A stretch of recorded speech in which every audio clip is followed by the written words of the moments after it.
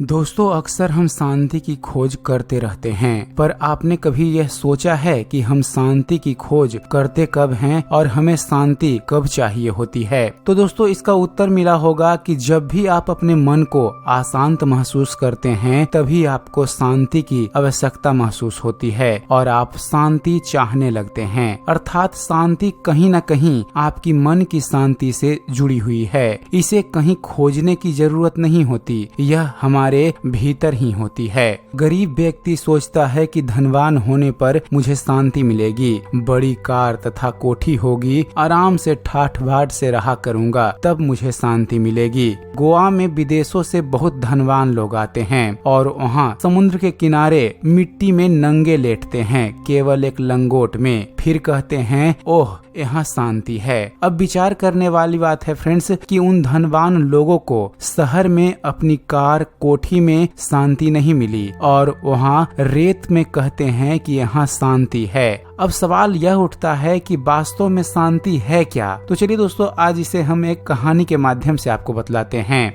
एक राजा था जिसे पेंटिंग से बहुत प्यार था। एक बार उसने घोषणा की कि जो कोई भी उसे एक ऐसी पेंटिंग बनाकर देगा जो शांति को दर्शाती हो तो वह उसे मुंह मांगा इनाम देगा। फैसले के दिन एक से बढ़कर एक चित्रकार इनाम जीतने की लालच में अपनी अपनी पेंटिंग्स लेकर राजा के महल पहुँचे। राजा ने एक एक करके सभी पेंटिंग्स देखी और उनमें से दो को अलग रखवा दिया। अब इन्हीं दो में से एक को इनाम के लिए चुना जाना था। पहली पेंटिंग एक अति सुंदर शांत झील की थी। उस झील का पानी इतना साफ था कि उसके अंदर की सतह तक नजर आ रही थी और उसके आसपास मौजूद हिमखंडों की छवि उस पर ऐसे उभर रही थी मानो कोई दर्पण रखा हो। ऊपर की ओर नीला आसमान था जिसमें रुई के गोलों के समान सफेद बादल तैर रहे थे। जो कोई भी इस पेंटिंग को देखता उसको यही लगता कि शांति को दर्शाने के लिए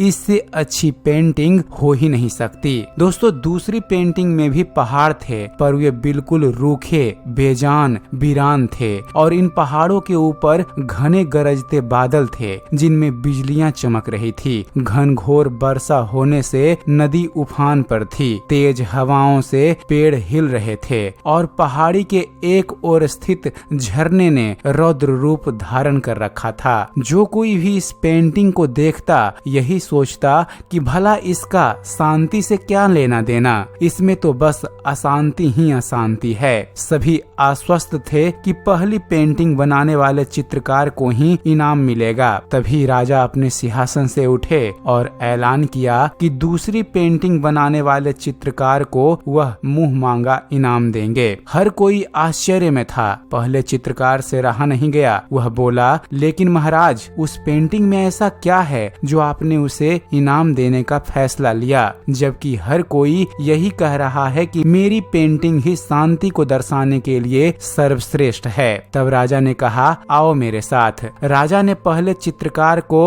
अपने साथ चलने के लिए कहा और दूसरी पेंटिंग के समक्ष पहुंचकर राजा बोले, झरने की बाईं ओर हवा से एक तरफ झुके इस वृक्ष को देखो, देखो इसकी डाली पर बने इस घोंसले को देखो, देखो कैसे एक चिड़िया इतनी कोमलता से, इतने शांत भाव व प्रेम से पूर्ण होकर अपने बच्चों को भोजन करा रही है। फिर राजा ने वहाँ उपस्थित सभी लोगों को समझाया, शांत होने का मतलब ये नहीं कि आप ऐसी स्थिति में हो जहाँ कोई शोर नहीं हो, कोई समस्या नहीं हो, जहाँ कड़ी मेहनत नहीं हो, जहाँ आपकी परीक्षा न हो। शांत होने का सही अर्थ यह है कि आप हर तरह की अव्यवस्था, अशांति, अराजकता के बीच हों और फिर भी आप शांत रहें, अपने काम पर केंद्रित रहें, अपने लक्ष्य की ओर अग्रसित रहें। अब सभी समझ चुके थे कि दूसरी पेंटिंग को राजा ने क्यों चुना है। दोस्तों, हर कोई अपनी जिंदगी में शांति चाहता है,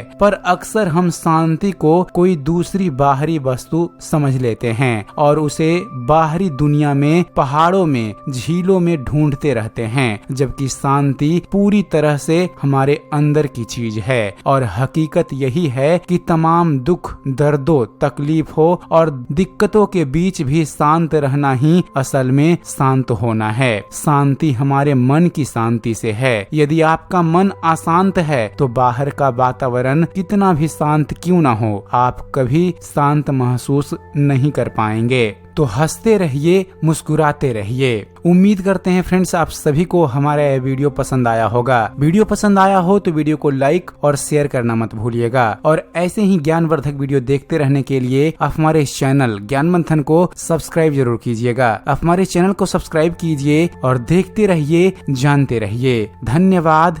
जय हिंद।